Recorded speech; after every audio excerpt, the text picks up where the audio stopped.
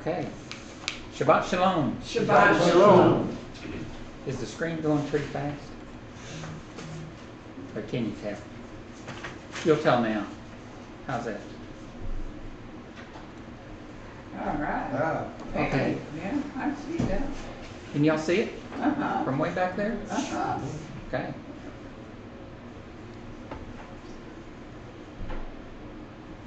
Now that's great. This is a dramatic pause.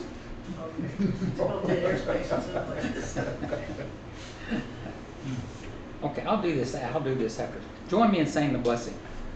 Blessed are you, Lord our God, King of the universe, who has sanctified us in his commandments and commanded us to engross ourselves in the words of Torah. And in Hebrew, Baruch atah Adonai Eloheinu melech haolam asher kedeshanu v'yitzchah v'tzavanu v'tzok v'divrei Torah. It's a lot louder in here than it was in there. I guess the carpet or whatever. Yeah, but I love the not carpet, Not carpet. especially Yeah. with the chairs. Yeah. What's that? Acoustical tiles? Acoustic tiles? Acoustic, yeah. No, it reminded me of the story one time. I used to work with this guy, and he's about 15 years older than me, so if he was alive, he'd be really older than you, Gary. Anyway, we were going in, we'd get coffee and a cup of water. And so I was sitting next to him, we were at a table like this, had our computer monitors up and everything back in the old days.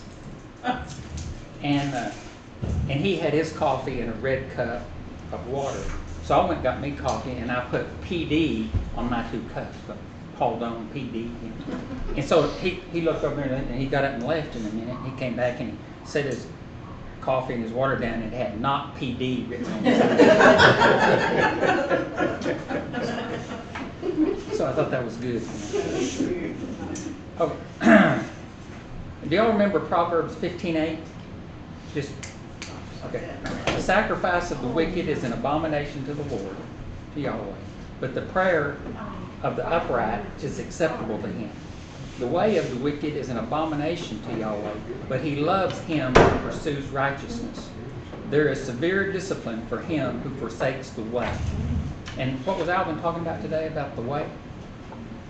What is the way? Anybody, what is the way? Torah. The Torah, yes, okay. Okay. Or Yeshua. Or Yeshua. Almost interchangeable. Or God. Or, yeah. Okay. So since we have a new person here, I'll say some of the stuff I used to say all the time, but I don't say it as much anymore. Does that mean we're going to hear heed? No, we're not going to hear heed right now. We're going to heed that we're not going to hear heed. Okay. Why is it, when you want to have a friend, why do you have a friend? And how do you make friends? Like when you go to Hayabel, how do you make friends? Okay. Because you want the people that you like to like the things that you like and dislike the things that you dislike. In other words, when you meet the people at Hayabel or those places, they start talking about what God's doing in their life, about what they're going to do on Torah study, you know, and they say, don't you like this? And you either say, yeah, I think that's cool, or you say, I'm going somewhere else. Okay. So, but you want people that you like to like what you like and to dislike what you dislike. Okay. Well, that's our relationship with God. And God says, if you love me, you will keep my commandments. All right. So, if we love God, then we love the things that he loves and we hate the things that he hates. Okay. So, we have to love the Torah, because what does loving the Torah mean? Loving God. See, she was saying it here, but she wouldn't say it loud. But she did say it. Okay. So, anyway,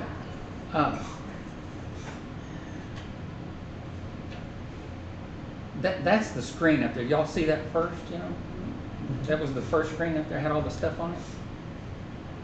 I was going to break that down for you.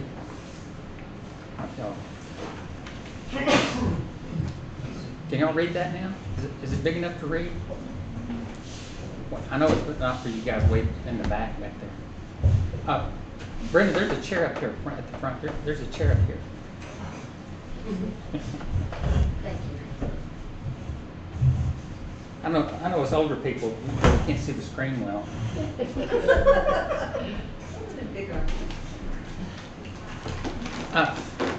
This is from a Jewish fellow that does what he calls smart art. And so he draws a picture every week of the Torah portion. And so this is for this Torah portion. What's the name of this Torah portion? Beha'alotekha? Yes. Okay. So if you can see there on the top right, it's got a menorah, and then it's got the Levites getting washed off, and then the being dedicated, and then it's at the very right there. It says, "This is the Levites. I'm giving them to you as a gift instead of the firstborn." Okay, so it kind of tells the first little portion, and then the next one is about the, what's it called? That feast, the first one. Passover. Passover, yeah, that's it, Passover. Pesach. Pesach. And then the next one down there is about them camping. And if you see the little gray plumes, what are the little gray plumes? The pillar of fire and the pillar of cloud. So kind of covers that. And then the bottom one is the trumpets. So the little guy on the left there holding the staff, that's Moses, and he's saying make 2 silver trumpets. And then it's got the people being called for a meeting, you know, the elders, or it's been called to go to war, or being called to have a meeting. So, with Or the move trumpets. Okay. And then the one on the left is great big, and that's a whole bunch of stuff. What do you mean? What's that? I mean, I gave this chair away. Well, that's good. Gary needs to sit way in the back because, you know, he's old and So she needs to sit here because she was old. he's older. Oh, well. I think he may be older than everybody anyway. Well, he's gonna be 81. Yeah, he's 81. You're Yeah. handing out the niceties today. Yeah. Huh? First you give his chair away and then, But none of us have great-grandchildren. Huh? None of us have great-grandchildren. They do. They have great grandchildren. No, You not don't? a great Okay, grand. No, that's what I thought. I keep I am wanting wrong. one. I am wrong. Yes, we had a great grandchild born So just who's the other old? day. Huh? So who's old? It makes you younger. It makes you younger. Does. No, I sent a picture to one of my cousins who's 81. And he called me, and so we were talking about having old children and great grandchildren and stuff like that. And he mentioned to me that I don't have great grandchildren either. So what goes around comes around. Okay, well, the little red up there says complaints, stress, vulnerability, risk, crisis, breakdown, failure, despair, comfort, survive, stepping up, transformative, empowering, influencers, mission, humility, betrayal, and the big picture. Okay, so we have the big picture. you know, until now I've never seen the big picture. The big picture. I've also never met Dave. They. Yeah. If you haven't seen the big picture and you've never met they, why are you talking? Good answer. Let's say they said That's very those. correct. That's what I do. That's what he does best. So anyway, this is the rest of the Torah portion, which is the meat of the Torah portion. It's about complaining about disliking the manna, and Moses saying, I can't bear this people alone.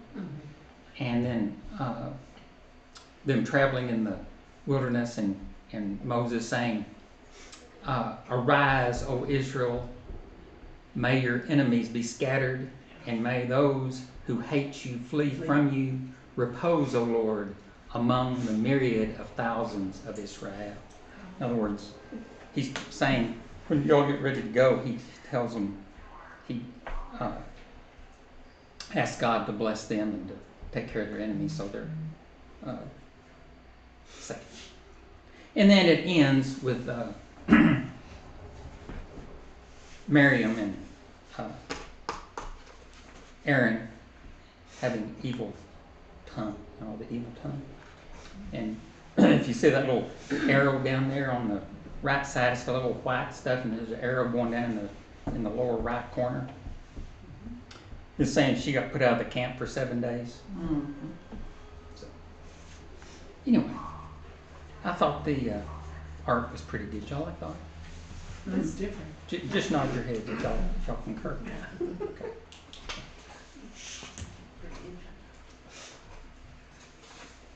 Yeah, I used to have everybody say, yes, Your Eminence, but I've gotten that. You just nod your head now. Right. That started right after we laughed him out of the... Yeah. That's right. Things aren't doing Yeah, we'll do that again. Like I said, be quiet. Okay, so the first portion is, we're going to read 1 and 2. And it's all of chapter 8. It's all about the same stuff. We're just going to read it there. I'll read number 1, and then Wade can read number 2, because he likes to talk better than me. Okay. Now Yahweh spoke to Moses, saying, speak to Aaron and say to him, when you set up the lamps, the 7 lamps shall give light in front of the lampstand. And Aaron did so, and he set up the lamps in front of the lampstand as Yahweh commanded Moses. And this was the workmanship of the lampstand, hammered work of gold. From its base to its flowers it was hammered work, according to the pattern that Yahweh had shown Moses, so he had made the lampstand. And Yahweh spoke to Moses, saying, Take the Levites from among the people of Israel and cleanse them. Thus you shall do to them to cleanse them. Sprinkle the water of purification upon them, and let them go with a razor over all their body, and wash their clothes, and cleanse themselves. Then let them take a bull from the herd, and its grain offering of fine flour mixed with oil, and you shall take another bull from the herd for a sin offering, and you shall bring the Levites before the tent of meeting, and assemble the whole congregation of the people of Israel. When you bring the Levites before Yahweh, the people of Israel shall lay their hands on the Levites, and Aaron shall offer the Levites before Yahweh as a wave offering from the people of Israel, that they may do the service of Yahweh. Then the Levites shall lay their hands on the heads of the bulls, and you shall offer the one for a sin offering and the other for a burnt offering to Yahweh, to make atonement for the Levites. And you shall set the Levites before Aaron and his sons, and shall offer them as a wave offering to Yahweh. Thus you shall separate the Levites from among the people of Israel, and the Levites shall be mine. And after that the Levites shall go in and to serve at the tent of meeting when you have cleansed them and offered them as a wave offering. For they are wholly given to me from among the people of Israel. Instead of all who open the womb, the firstborn of all Israel, I have taken them for myself.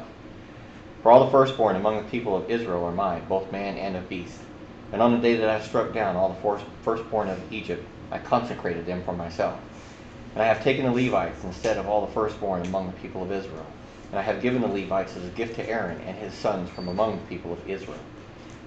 You do to do the service for the people of Israel at the tent of meeting, and to make atonement for the people of Israel, that there may be no plague among the people of Israel when the people of Israel come near the sanctuary. Thus did Moses and Aaron and all the congregation of the people of Israel to the Levites, according to all that Yahweh commanded Moses concerning the Levites, the people of Israel did to them. And the Levites purified themselves from sin and washed their clothes, and Aaron offered them as a wave offering before Yahweh. And Aaron had made atonement for them to cleanse them, and after that the Levites went in to do their service in the tent of meeting before Aaron and his sons, as Yahweh commanded Moses concerning the Levites, so they did to them. And Yahweh spoke to Moses, saying, This applies to the Levites from 25 years old and upward. They shall come to do duty in the service of tent of meeting. And from the age of 50 years they shall withdraw from duty of service and serve no more. They minister to their brothers in the tent of meeting by keeping guard. They shall do no service. Thus shall you do to the Levites in assigning their duties. Okay, thank you. So, what's the word Beha'alotekha mean? Set up. When you set up, when you raise up, when you offer, in reference to the flames of the menorah.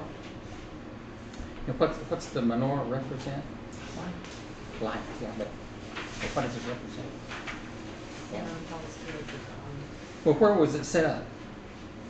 In front of the curtain before the Ark of the Covenant, right?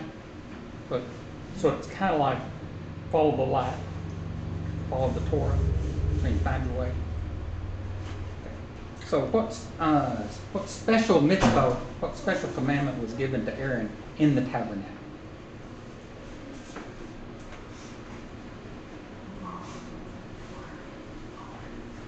Know that. His commandment was to keep the menorah lit. Every morning he had to go in. And what was the what do you call it? What do the sages say about the light of the menorah? That the candle on the right, the lamp on the right never went out. It always stayed lit, and he would use that one to light we put oil in the rest of them. I think that's what you do at Hanukkah, start with the Yeah, you always- cedar and then go from the right to the left. Yeah. So in Exodus 27, that's the menorah. I forgot to put that up there. And Aaron and his sons are to put in the tent of meeting outside the curtain in front of the testimony and keep it burning from evening until morning before Adonai. This is to be a permanent regulation through all the generations of the people of Israel. So Do you think that is still active now?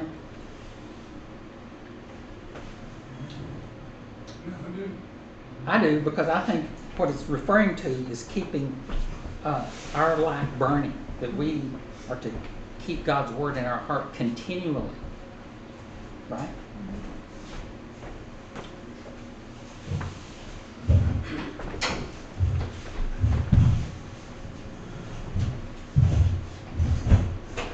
So you're not last, James and Zoe haven't made it yet. I'll be jiggered. We're gonna have we're gonna fill this place clean up. Build a bigger one. Yeah, we're gonna have to build a bigger one. Knock that wall out and do it that way. I think there's a movie like that. It said, "Build it and they will come." Okay. Yeah. Cook it and they will come. Feed them and they go. Okay. Why were the Levites chosen to serve at the tabernacle? Because they stepped out. Because they defended and didn't do the things at the golden calf. Right. They didn't commit the sin of the golden calf, so they were separated out in place of the firstborn. Right? Are all the Levites priests of Israel? No. Okay. Which ones are priests? Those between 25 and 50. No. No, Aaron's Priests. leaving. Only the descendants of Aaron are priests. Aaron, yeah. All the Kohathites, the Levites, support Aaron. They were given to Aaron to serve. And what else besides that? What did they do specifically? They took care of the tabernacle Yeah, furnishings. they took care of the tabernacle and they guarded the camp around the tabernacle.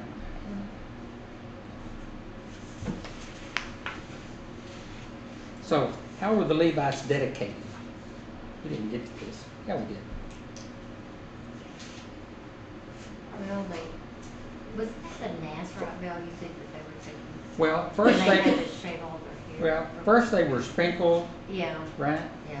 They were washed, and then they donned new garments.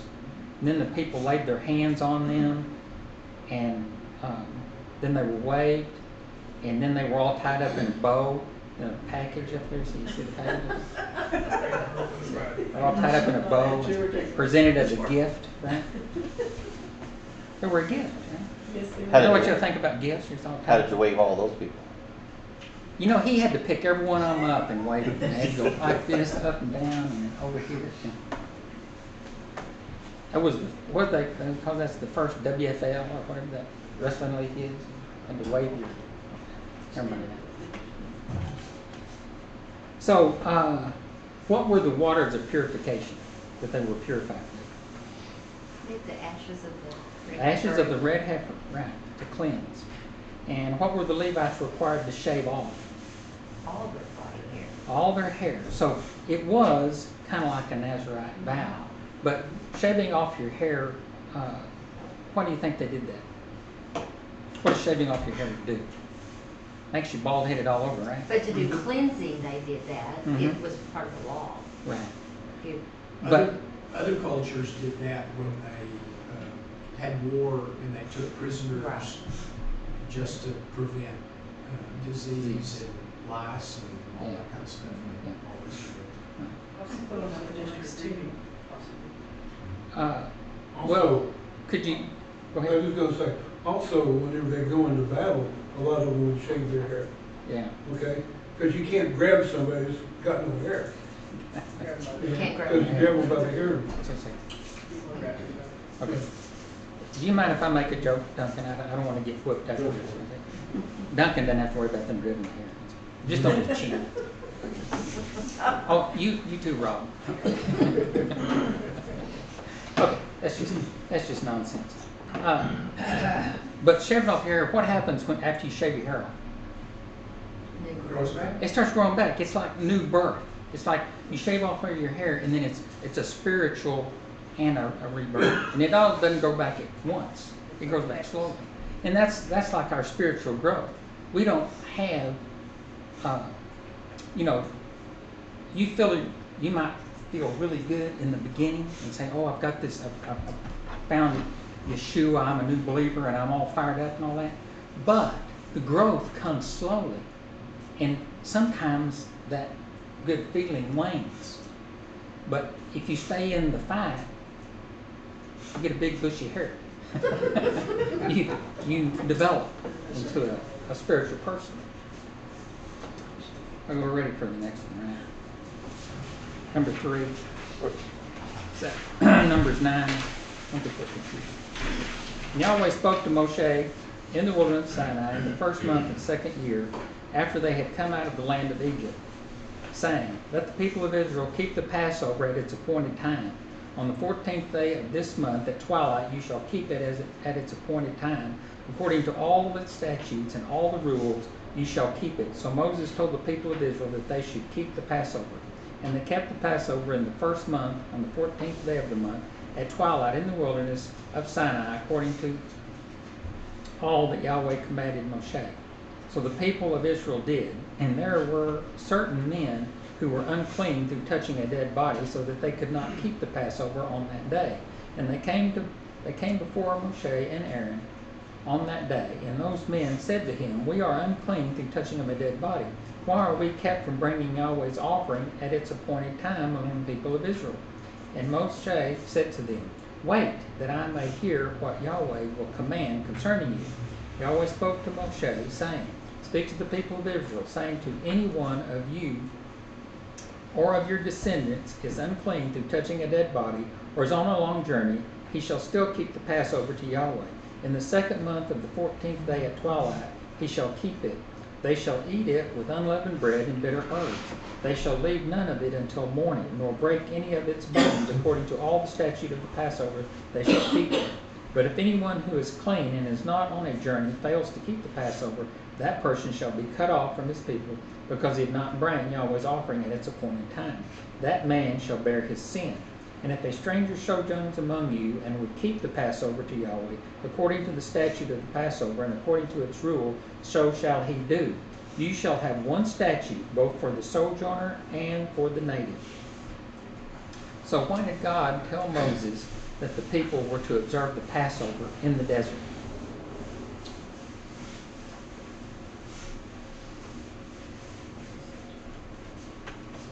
So that they would remember He is the Lord their God that brought them out of Egypt, freed them by the blood of the Lamb.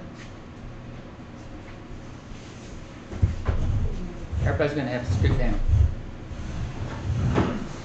Is there a couple of chairs left down there? We made room down here. Can you get through? Is it Christy? Christy. That's my wife and my brother. This is Christy. She see how you don't feel like everybody just. So they were to celebrate on the first month of the second year, 2 weeks before the anniversary of the Exodus, right? Is that right?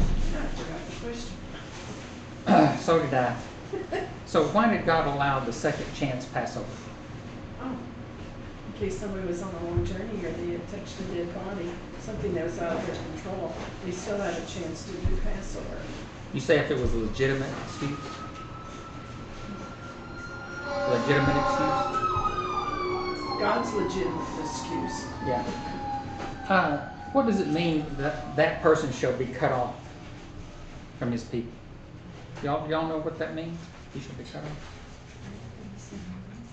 Not allowed to join into, or in some cases, killed. Not killed. No. Well, I've heard only one teaching on that, is if they lose out in the afterlife or the future or something like that. Okay. That's what the rabbis say anyway. Yeah. An early death. Not that you were killed, but when you're cut off, you can't participate anymore, no way. And so an early death is what the sages say that means when you're cut off from your people. You're not expelled, you're not run off, you just experience an early death. Oh. You don't get to benefit from the safety of the community. Right. So could a stranger observe the Passover? If they followed Yahweh. Yeah, if they had what would you say that? If Taking they the were, yoke? if they were grafted in. Grafted in. Yeah, there is one ordinance for the stranger and for those born in the land. So, I know I'm strange, and y'all are strangers, right? Just remember you said that. Yes. You know, they say the first step in recovery is admitting that you have a problem. Or Paul. Okay. See, I've asked you to be quiet. Don't let me tell you again.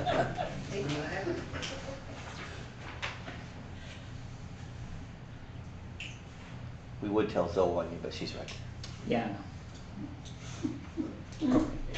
We can go on to number 4. What's number 4 about? Something biblical. Number 4, Numbers 9:15 through 10:10. On the day that the tabernacle was set up, the cloud covered the tabernacle, the tent of the testimony, and that evening it was over the tabernacle like the appearance of fire until morning. So it was always, the cloud covered it by day, and the appearance of the fire by night. And whenever the cloud lifted from over the tent, after that the people of Israel set out. And if the place where the cloud settled down, there the people of Israel camped. At the command of Yahweh, the people of Israel set out, and at the command of Yahweh they camped. As long as the cloud rested over the tabernacle, they remained in camp. Even when the cloud continued over the tabernacle many days, the people of Israel kept the charge of Yahweh and did not set out. Sometimes the cloud was a few days over the tabernacle, and according to the command of Yahweh, they remained in camp. Then, according to the command of Yahweh, they set out. And sometimes the cloud remained from evening until morning, and when the cloud lifted in the morning, they set out. Or if it continued for a day and a night, when the cloud lifted, they set out. Whenever it was 2 days, or a month, or a longer time, that the cloud continued over the tabernacle, abiding there, the people of Israel remained in camp and did not set out. But when it lifted, they set out. At the command of Yahweh, they camped, and at the command of Yahweh, they set out. They kept the charge of Yahweh at the command of Moses, at the command of Yahweh by Moses. Yahweh spoke to Moses, saying, Make 2 silver trumpets of hammered work. You shall make them, and you shall use them for summoning the congregation and for breaking camp. And when both are blown, all the congregation shall gather themselves to you at the entrance of the tent of meeting. But if they blow only one, then the chiefs, the heads of the tribes of Israel, shall gather themselves to you. When you blow an alarm, the camps that are on the east side shall set out. And when you blow the alarm the second time, the camps that are on the south side shall set out. The alarm is to be blown whenever they are to set out. But when the assembly is to be gathered together, you shall blow a long blast, but you shall not sound an alarm. And the sons of Aaron, the priests, shall blow the trumpets. The trumpet shall be to you for a perpetual statute throughout your generations. And when you go to war in your land against the adversary who oppresses you, then you shall sound an alarm with the trumpets, that you may be remembered before Yahweh your God, and you shall be saved from your enemies. On that day of your gladness also, and at your appointed feasts, and at the beginnings of your months, you shall blow the trumpets over your burnt offerings and over the sacrifices of your peace offerings. They shall be a reminder of you before your God. I am Yahweh your God. So, are the events in this portion chronological?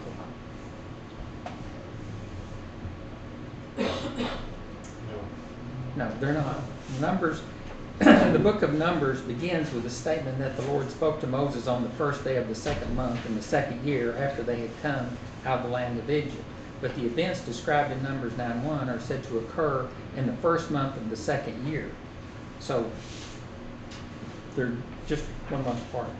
Moreover, the events describe how the Shekinah cloud covered the tent of meeting were also described at the end of the book of Exodus. So all this stuff was described earlier, right?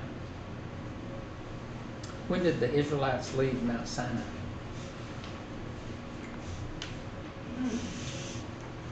In the second year, in the second month, on the 20th day of the month, about a year after they first arrived, right?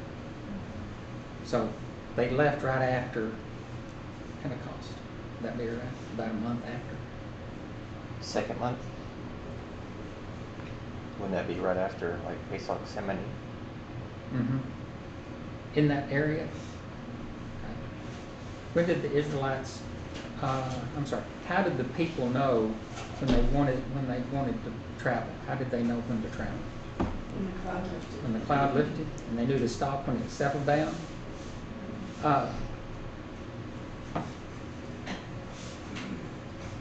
Why the cloud? Why the pillar of fire?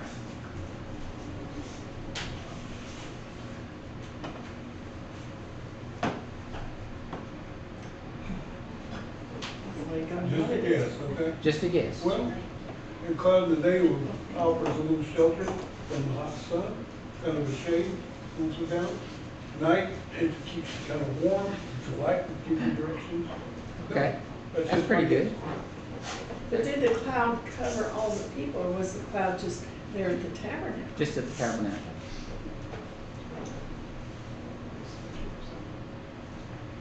Also fits with him being a consuming fire and coming on a cloud. Consuming fire coming on the cloud. So, could we relate that cloud to the clouds of glory? So you could say that they traveled it with the clouds of glory, that they were kept at night by the flames of glory. Could be. So, it says I'm supposed to show this. Why did God instruct Moses to make 2 silver trumpets?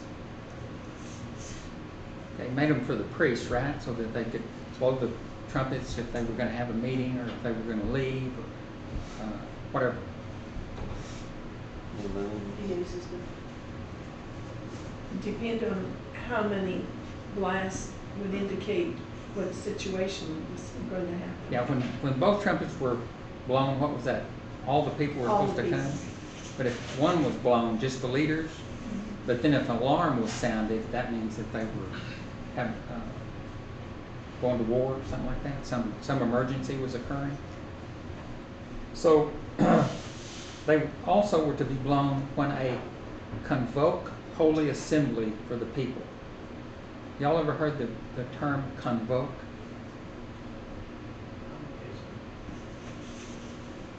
It's an announcement. Uh-huh. Well, the dictionary definition is call together or summon an assembly or meeting for a council of ministers. For a council of ministers. In programming, we use the word invoke. When you start a program, you invoke it. So, do y'all know the 2 different types of invoking a program?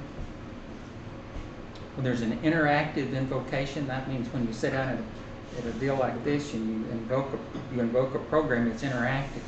But you can also invoke one that's in a batch environment that goes off and runs by itself. So you can do them. Go run this out in memory. I got something else to do. So it's like when you print something, it goes out and tells the printer start printing this, and you go ahead and do something else. It's invoking a job to run the printer. See? So we get invoked a lot. That's what God says. He says, I'm invoking you to follow me. Right? We're dynamic. Did y'all know that? So why all the instructions for moving, stopping, calling together, all those things? What are those a semblance of? Organization. You got to mix several million people. Yeah, well, it's organization, but it's God saying that I want to be in relation with y'all. Mm-hmm. And so if you're used to me rising up and going and stopping and blowing the trumpets and coming together and all that kind of stuff, it infuses him with them. In other words, their whole lives are looking towards the camp, right? Has the cloud risen? Are we going today? The cloud's there, we're staying today. In other words, all they had to do is look to the center of the camp to know what their day was going to be. you know, if it was staying or going. Just keep their eyes on Yeshua. Just keep your eyes, that's right. I gotta go to number 5.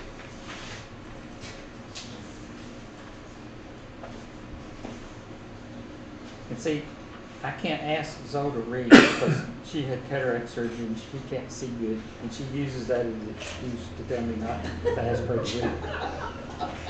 Oh. So we have to have Laura read. I noticed you say that at the complete opposite end of the table. I got a good distance. Good. There's several tables. I've got a good head start. That's right, I can hit that door. But she knows where you live. I know, Yeah, that's that's the the sad, truth. that's the sad part about it, let me tell you. Okay. You're gonna come home sooner or later. In the second year, the second month, on the 20th day of the month, the cloud lifted from over the tabernacle of the testimony. And the people of Israel set out by stages from the wilderness of Sinai. And the cloud settled down in the wilderness of Paran. They set out for the first time at the command of Yehovah by Moshe. The standard of the camp of the people of Judah set out first by their companies. And over their company was Nahshon, the son of Amminadab. And over the company of the tribe of the people of Issachar was Nethanel, the son of Zuar. And over the company of the tribe of the people of Zebulun was Eliab, the son of Helon. And when the tabernacle was taken down, the sons of Gershon and the sons of Merari, who carried out the tabernacle, set out.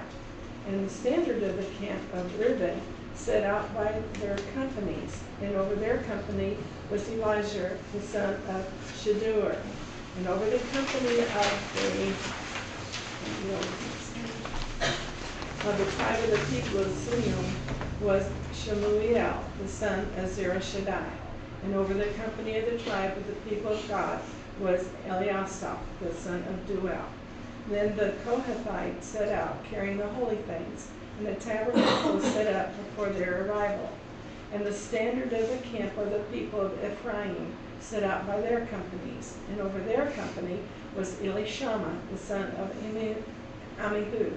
And over the company of the tribe of the people of Manasseh was Gamaliel, the son of Pedahzur.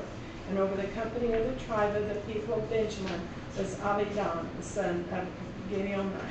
Then the standard of the camp of the people of Dan, acting as the rear guard of the camp, set out by their companies. And over their company was Ahiezer, the son of Ammishaddai. And over the company of the tribe of the people of Asher was Pagiel, the son of Okran. And over the company of the people of Naphtali was Ahira, the son of Enan. This was the order of the march of the people of Israel by their companies when they set out. So what company moved out first? Yehuda. Yehuda. Yehuda. Which camps did it include? Issachar and Zebulun? So, why is order, moving out in order, why is that important? God of order and design. Order and design. God is and not the God of train wrecks. the God of train wrecks. Not. I wondered who was controlling my life. God of train wrecks, okay.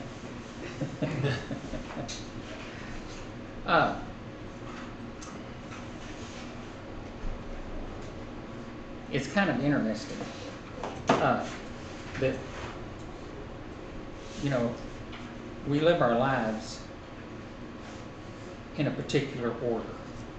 You know, I don't know about y'all, but if I get up and I don't do something that I normally do in order, it messes me up for the rest of the morning. You know, I mean, you have a routine that you have to go through. I mean, is everybody like that, or am I just crazy? Mm-hmm. You're crazy. Yes. See, it's not about her. I don't do that. You don't do that? Yeah, I don't do every morning the same. I think Gary's that. I think he has a routine. I think right people do Yeah. Right brain or left brain? that. Or no brain. No brain. Scattered. Okay, you're meddling now. See, You're ready now. you're meddling. You know what they say, no brain, no pain. Well, what I'm getting at is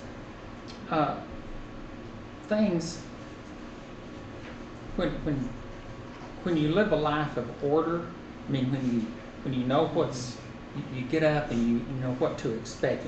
You're going to work, maybe some grandkids are coming over, maybe you have a meeting, maybe you have Bible study, but you have a calendar, you're going by what's going to happen. You know? If you have meetings at work, you get a notification.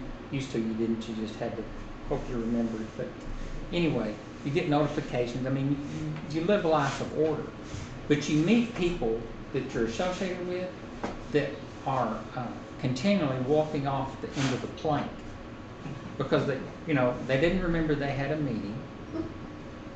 They didn't know where the meeting was. All these things that happen. This one person we know, we're supposed to pick something up, and finally we called, and they said, "Oh, yeah, I sent you a text message. I forgot to press send on that message 2 days ago." I mean, how do you do that? But that's not an isolated occurrence. It's so easy. When you deal with those people, it's just strictly random happenings. Just taking your chance. Throw the dice out there, wherever they hit. Every single day. So, what's the deal about the Kohathites? The Kohathites, what did they do? Didn't they carry the actual furnishings and things? Well, the Gershonites moved the tent and the courtyard materials, and they were followed by the clans. They followed Judah and all those kind of stuff. But didn't the Kohathites, didn't they carry the sacred things? Everybody else had wagons and stuff like that. Didn't the Kohathites, they had to carry the stuff. They couldn't put it on a wagon and all that kind of stuff. They had to carry it. That's where David got in trouble for trying to move the Ark of the Covenant in a wagon. He should have had the priest carrying it, right? And somebody ended up dying. So, what tribe was Korah from? No. No, he was a Kohathite. Yeah, he was one of Aaron's relatives, close relatives. He was a cousin. He was a cousin. So he was a Kohathite. And that's why God got so upset with him. Remember? Because they had a very important job, but Yeah. it just wasn't important enough for them. Right. And he said, I've given you and your tribe the most important job. You can't get any closer to Aaron and that than the job you've got. And now you want, what does that say? Selfishness. Well, it's not selfishness. It's arrogance. It's arrogance. What was the deal? We'll cover it in a minute, but I'll say it anyway. It's the same thing with Miriam and Moses, right? In other words, she is the sister, he's the brother, they are the leaders, and now they're speaking bad about Moses. I mean, you can't get any closer. But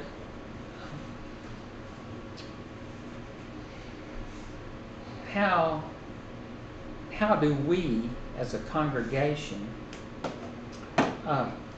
draw people to like come to a Torah study and things like that? I mean, how does that? How do those relationships derive from our personal relationships?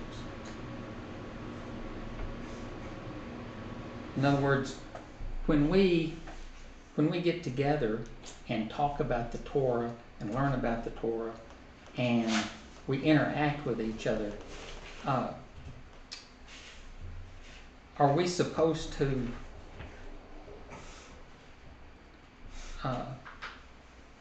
add insight to the conversation or try to draw attention away to us about what we know or what we don't know or whatever? You see what I mean? In other words, how is our behavior, how does our behavior need to be retrospect? In other words, when, I project my incompetence through humor. I said, well, I forgot that. Maybe I better make a joke now.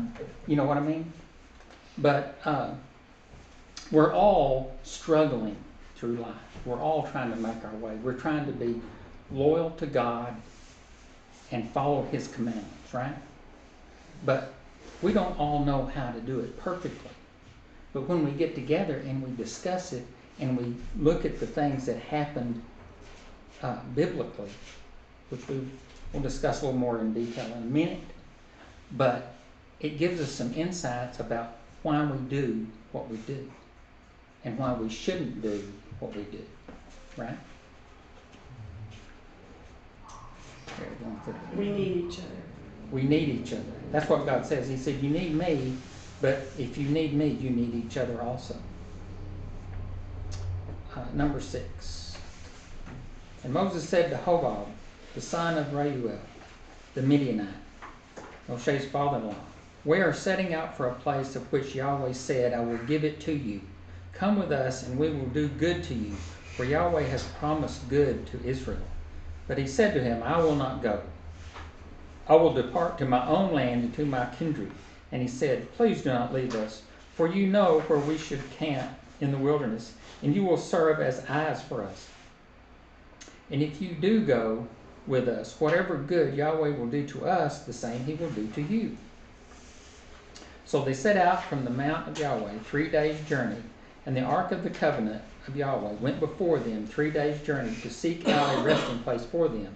And the cloud of Yahweh was over them by day, whenever they set out from the camp.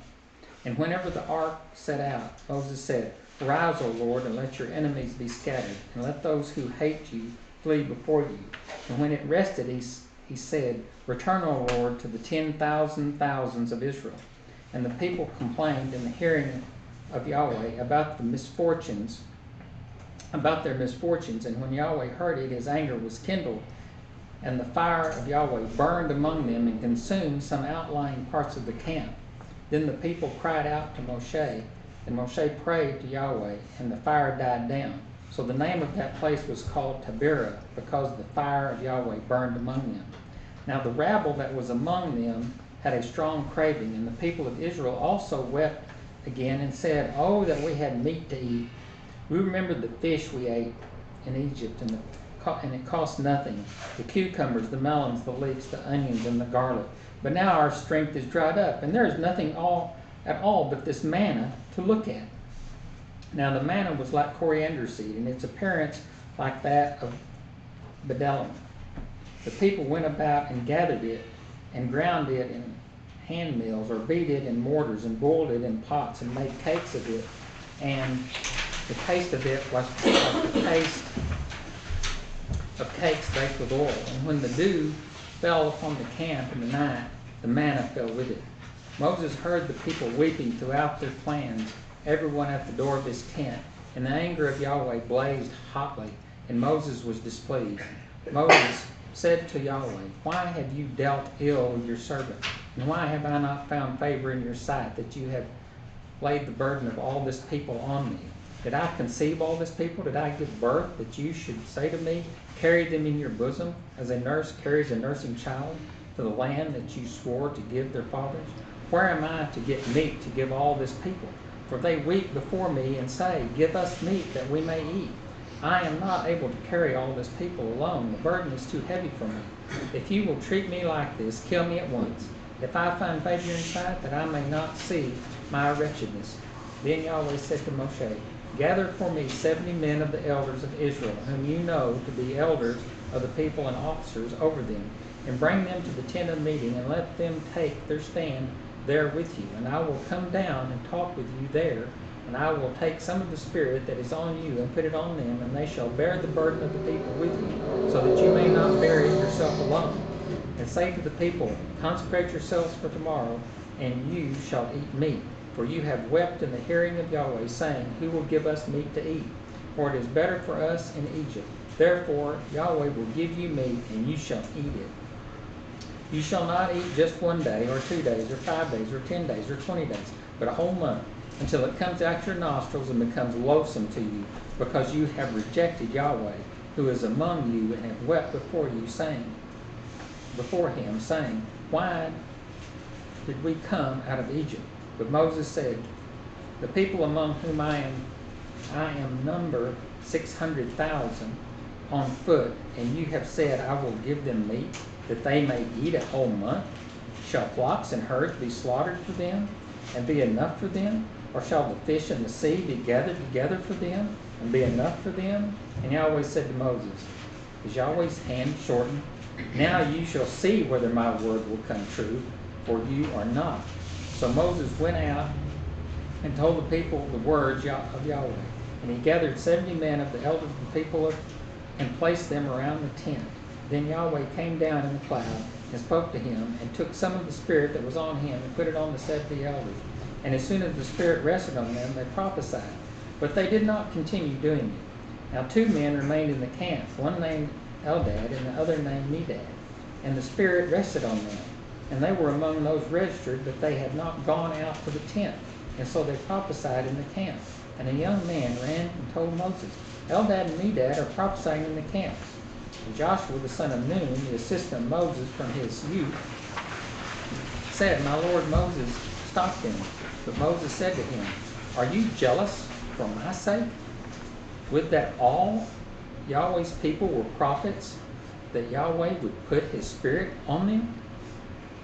So,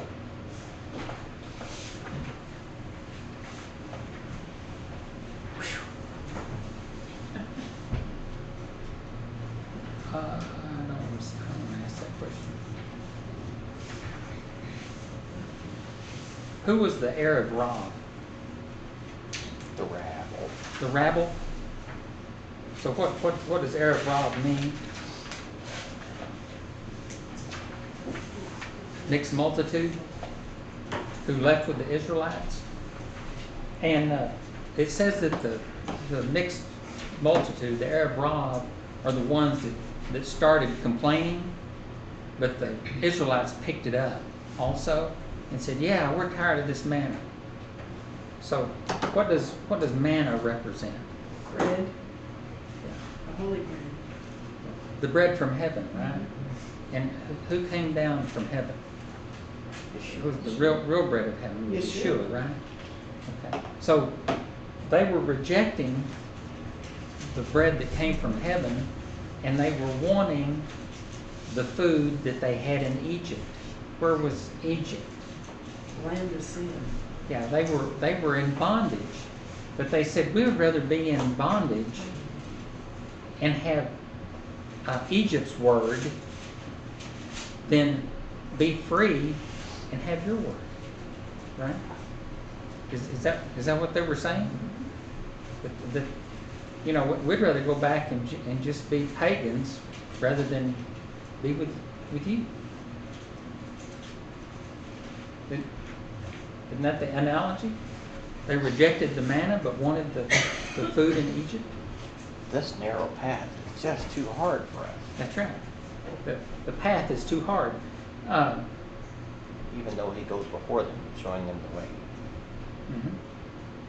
fighting the battle. So when God told Moses to tell the people that tomorrow they would eat meat, Moses asked God, how is it possible? And what did God say? Is my hand yet shortened? Yeah. Well, but what was Moses saying? Okay, Moses was just like the people. See, they said we want meat. We want to go back. And Moses, who had seen all the plagues, had seen the firstborn, who had gone through he says, how can you do this if you took... And God said, stand back and watch if you think I can't do it. Obviously, you don't know what Almighty means. That's right. But I mean, even... Step aside, Maybe. son. What I'm getting at is they came to Moses and said, we want meat. And he says, I can't do it. I can't take these people. Give me some help. He says, okay, I'm giving you 70 guys. They're going to help you. And then he turns around and he says, well, how are you going to get all that meat? You know, if you had all the fish in the sea, if you had all these herds and flocks, how are you going to get them? Is he not breaking faith his own self? Is that not what we do? Yeah. I mean, you know, you get up in the morning, you go out to go and you got a flat on your car. And you say, oh, I've got to fix that flat. That's why then you go and you break your key off in the trunk trying to get it open and get the spare tire. You know. And then, you know, then you go in the house and your wife says, did you know the shower's leaking in here and we got some mold on the wall? And you're going, well, you know, the whole world against me, I might kill myself right now. You know. And 3 little things happened, right? Well, that's what's going on here. The difference is they're talking to the God of heaven, the leader, the creator, the most powerful being in the universe, right? And we look at it and say, how could they? Why didn't Moses realize who he's talking to? Okay. But in our own lives, we can't deal with, you know, oh, my cuticle burnt right there. That hurts. You know?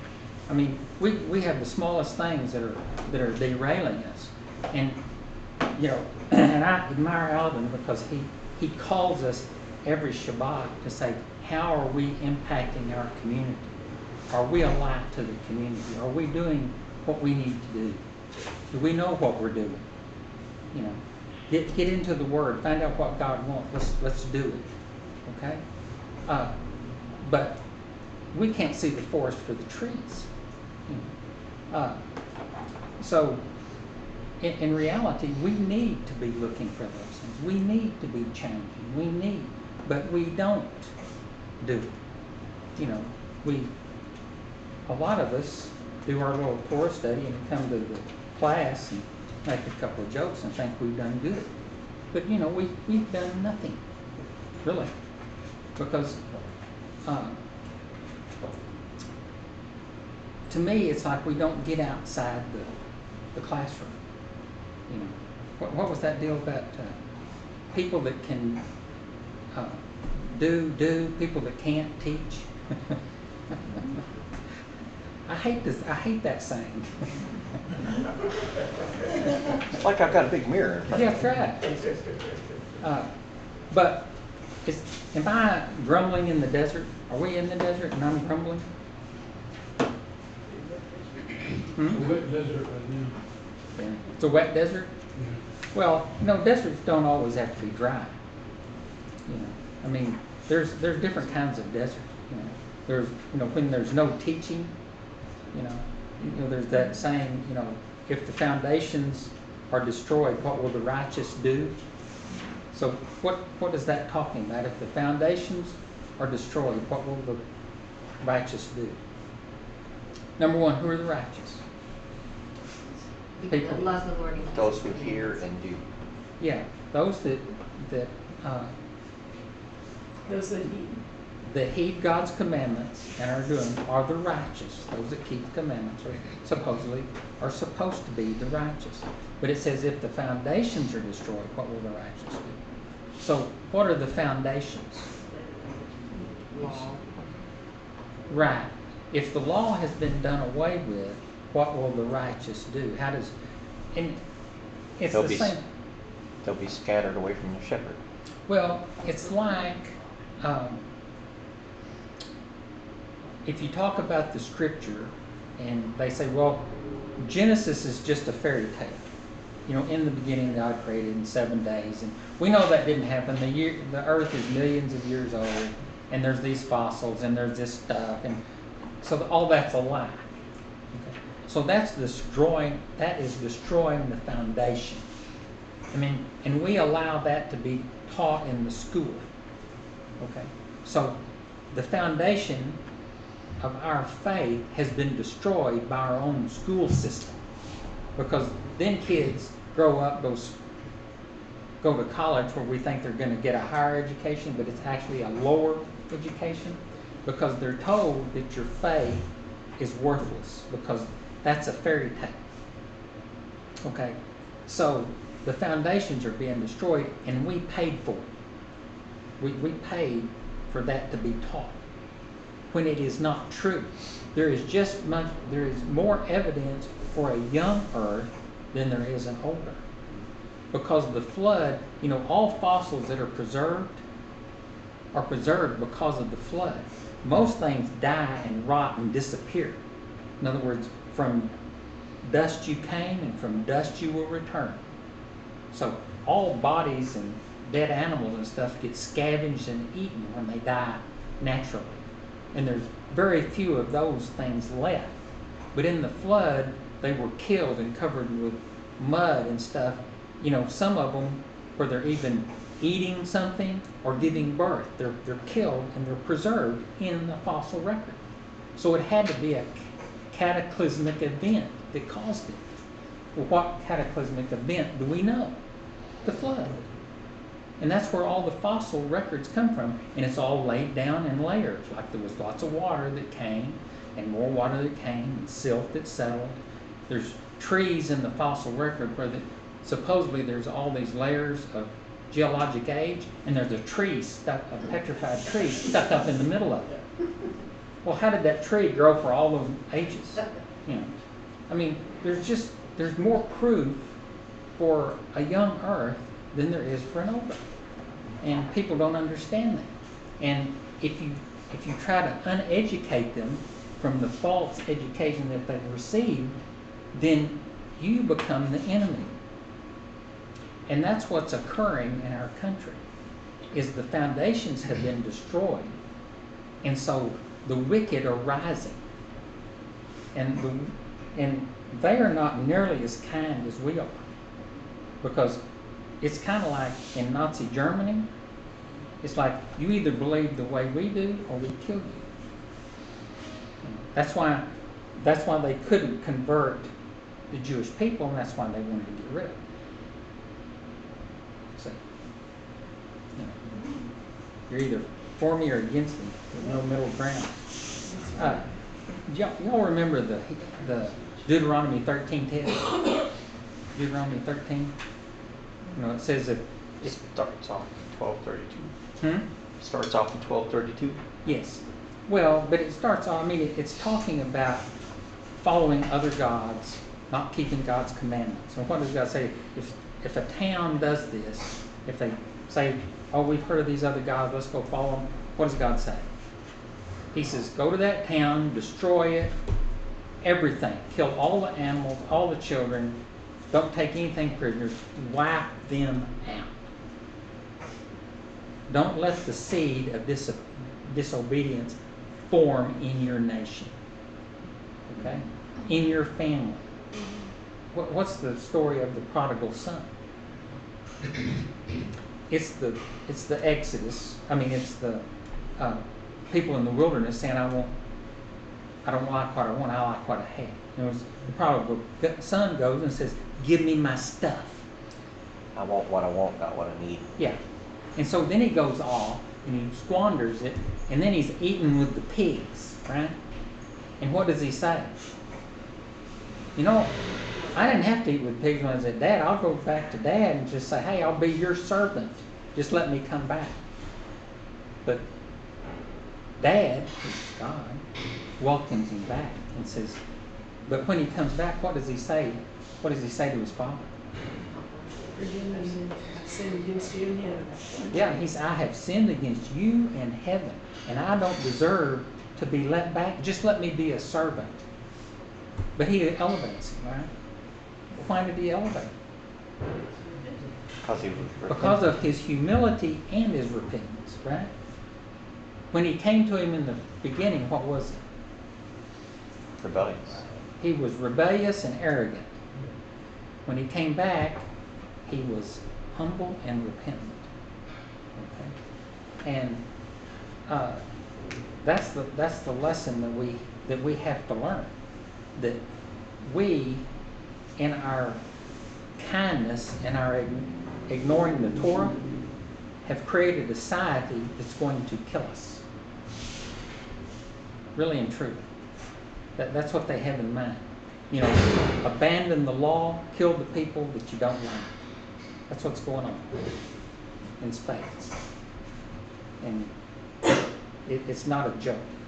It's better that we learn from others' mistakes instead of making them ourselves. We can learn a lot from it, don't we?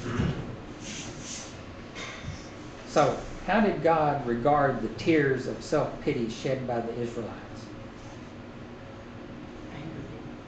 Yeah, Gave them what they wanted. He gave them what they wanted, but the deal is Turn them over to their own going desires. back to Egypt was a personal rejection. Personal rejection. When we reject God's commandments, if we say, even unintentionally, we're all guilty.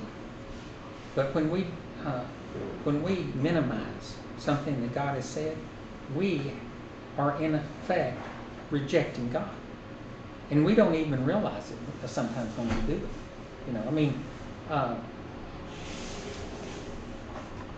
you know, God says that He gave us leaders, right? That to have a moral society. We have a police department. We make city ordinances. You know, back in the day, they didn't have to worry about some guy buying a souped-up donkey and having donkey races down the street and having to have the police on their high-powered donkeys chasing them down, right? Don't they call those mules? No, they're donkeys. They didn't have mules. Y'all know what the difference between a donkey and a mule? Okay, a mule is a half-breed between a horse and a donkey. And God said don't do that. So they didn't ride no mules back in David's day. You know, so it says mule, that's a King James. And they're sterile. And they're sterile, right? They can't breed. God was against it. They had donkeys. And donkeys were a big deal because that's what everybody had. You know, it says he had 50 donkeys. Well, that would be like somebody saying he was a millionaire in biblical times. You know, 'cause nobody had more than just a couple of donkeys. You know. Now you got me all sidelined. I forget what I'm talking about. See, don't do that to me ever again. No. It's the first to go. Huh? What I'm getting at is that we have to be careful. Because when we have city ordinances and things like that to protect the society, we need to follow those. Because God said, I have set leaders over you for your own protection. Okay? And it's important because when you have children and you don't follow the rules, then they think that they get to do that too. Okay? You know, we're going down the road 90 miles an hour. Grandpa, you're going too fast. Well, that car ahead of me is going that fast. I'm just staying behind him so I don't slow down traffic. Yeah. You're a hypocrite. That's what it's saying.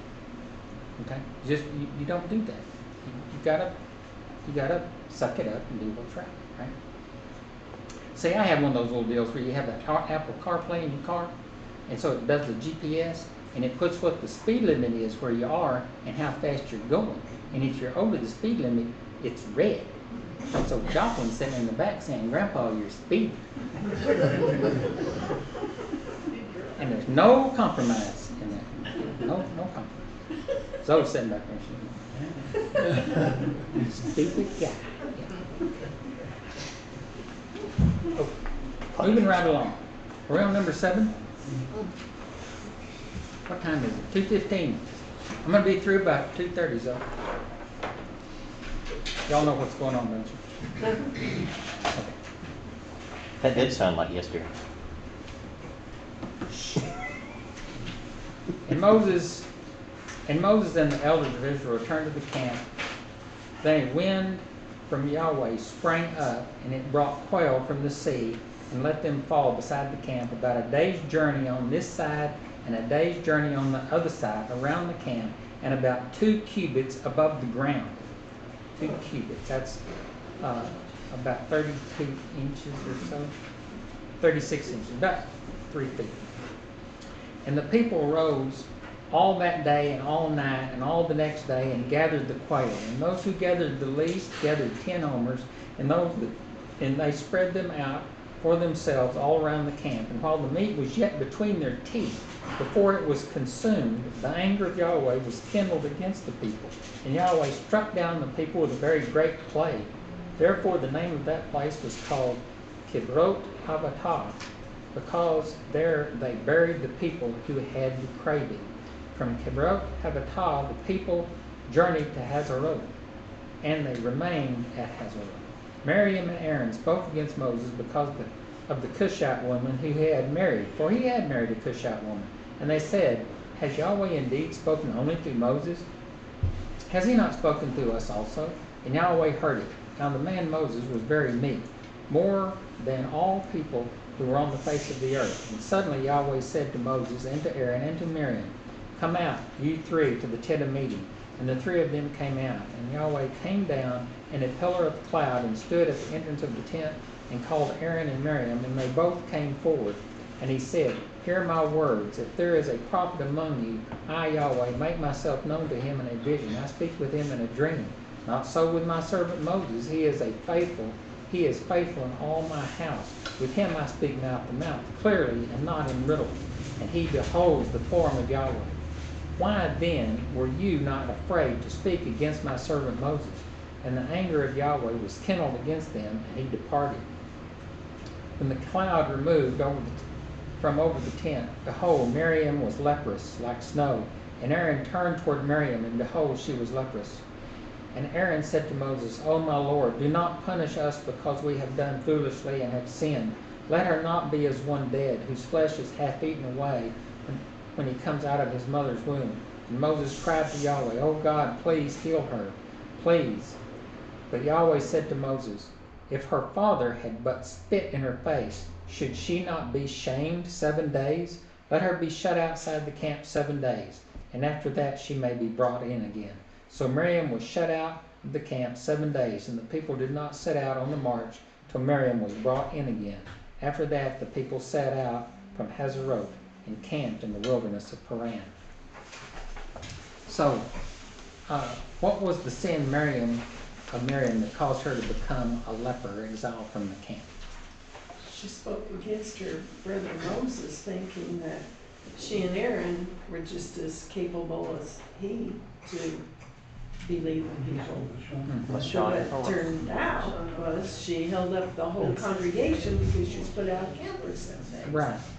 Yeah, Lashon Hara, the evil tongue, but she justified herself. I mean, she said he married a Cushite woman, and it says, and he had married a Cushite woman. But was it justification?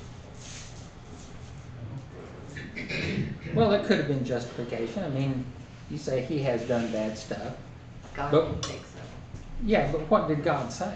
No. He said he humbled himself. He said he's the most humble guy I've known. And what else did he say?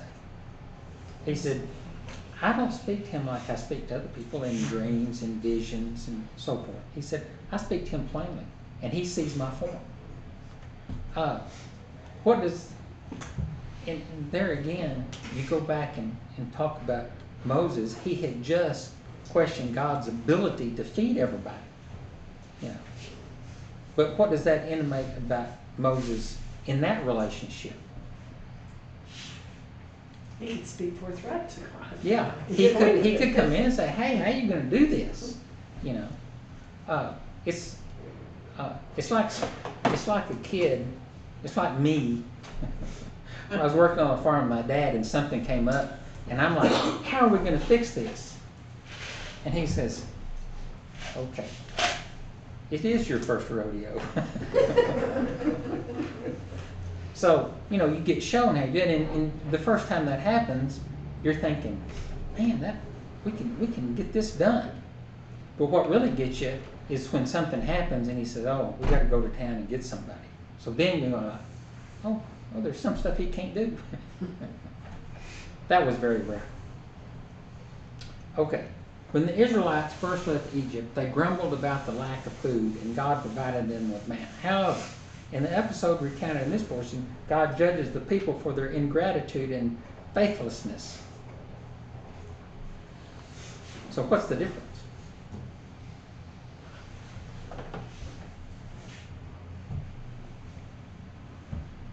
I don't understand your question. Well, they grumbled this time, and he killed a bunch of them. But when they did the first time, he gave them manna, but he didn't get after them.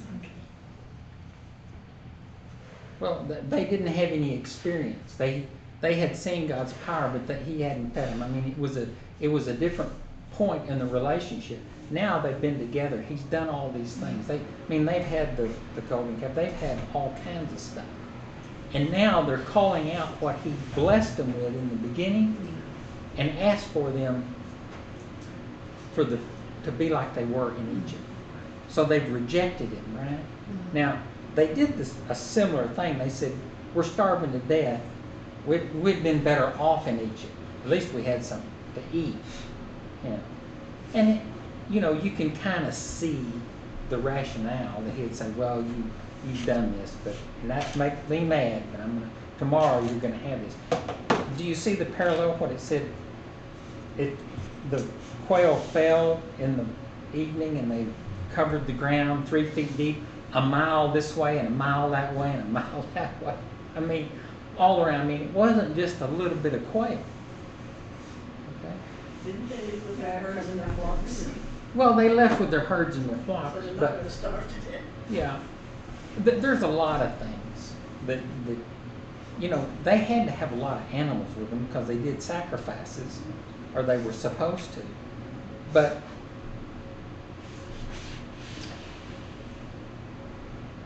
to me, we have grown up in such a different culture. It's hard to rationalize what they did, what went through, what they did. I mean, even if you see a dramatization of it, I mean, you can't get 6 million people and go through the desert and do the stuff that they did. I mean, it was a miraculous thing. I mean, they didn't, when things are happening to you, I mean, one time I'm on that road from Texoma to the Oslo Lutheran Church out there, and we had a Saab. You know what Saab? It's a Swedish manufacturing company. They made cars. They have a little Saab, 3-cylinder, 2-stroke engine. Fancy little old car my daddy got. And I was driving back, and it had front-wheel drive, and I didn't even know what front-wheel drive was. I thought that it made the cars more stable, that front-wheel drive, you didn't have the back end swing around. So it was a cleachy road, and it curved around a couple of playa lakes, and I was really going around there, and it started going out of control, and I started doing 360s down the center of the road, and finally I was in the ditch sitting there. It's like you don't know what's going on, and then you stop, and the car's okay, and there's no blood coming off of you and stuff like that, and you think, I didn't even know what I was doing. Y'all ever have that happen? Something happened and you think, I could have been killed. Stuff like that. Well, and you still don't know what happened. Well, it's hard to rationalize that. You have to be in the car when that's happening. And you have to be driving to know that, oh, that's the reason my heart's going 300 beats. Stuff like that. We have to put ourselves in that position. And so if you put yourself in that position, you say, the only way that could happen is that's a God thing. I mean, how do you take 3 million people, put them through the wilderness, bring them in, do all the things that God did? And you can understand why some people say that never happened. But there again, if you go back to history, everything they find about the Israelite people has been verified all of the scripture has been verified in history. They've never found something wrong. So we need to get over that the Bible is a fairy tale.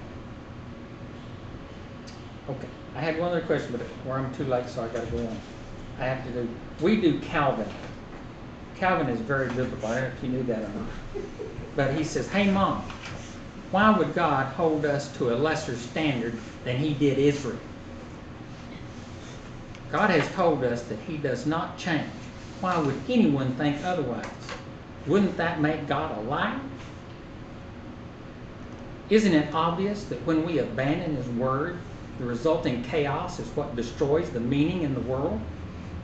Don't y'all agree with that? And Calvin's right on. This from the kid who wants everything because he thinks he deserves it. Hey, nobody told me about consequences, not actions. Now, that's real similar to the one I did in the past, but I did change it up. You have to do what they're telling you after you show them the rod. Show them the rod, that's right. Okay, next week is Shalach Lecha. What does that mean? Sin for yourself. Sin for yourself. Okay, join me in the blessing. Blessed are you, Lord our God, King of the universe, who gave to us the Torah of truth, Yeshua our Messiah, and life everlasting, set in our midst. Blessed are you, Lord, giver of the Torah.